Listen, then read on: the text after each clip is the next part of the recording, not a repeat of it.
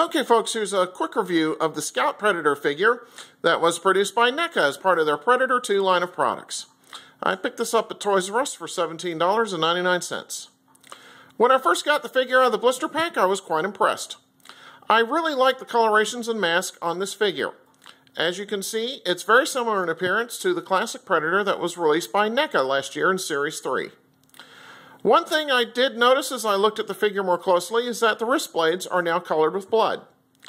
I like this as it adds just that little extra bit of menace to the figure. One thing I would like to caution everyone about with these Predators is to make sure to examine the wrist blades and packaging. I looked at quite a few Scout Predators in 2 Toys R Us locations in 2 different towns, and a large amount of them all had warped wrist blades or what appeared to be broken shoulder laser cannons. I really think NECA needs to address these issues, as I've seen this with past Predators in store that had these problems, and at almost $20 a figure, makes the production issues just that bit more disconcerting in my opinion. Most of the articulation joints worked well right out of the package. I did run into some problems with the knees being very stiff, but now they are moving smoother. The left hip joint does feel a bit on the loose side, but not enough to cause me concern with this figure accidentally tipping over. The wrist blades were also a bit stiff, but now they extend and retract more easily.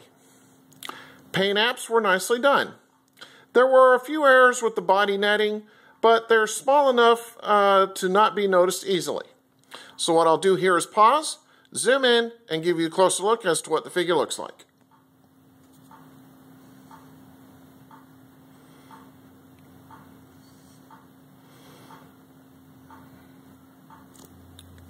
Okay.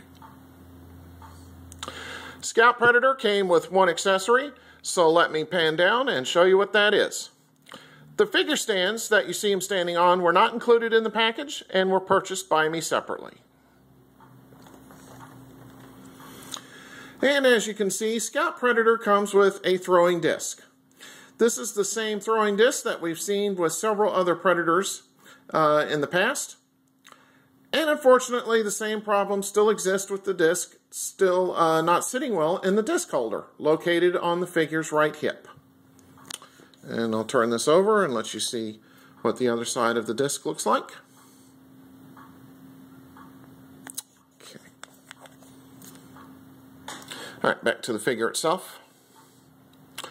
What I'll do now is a quick 360 of the Scout Predator and let you see what he looks like from all sides. So here he is from the front. From the left-hand side.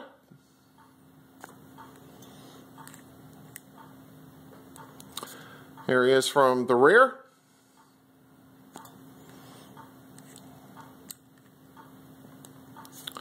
From the right-hand side.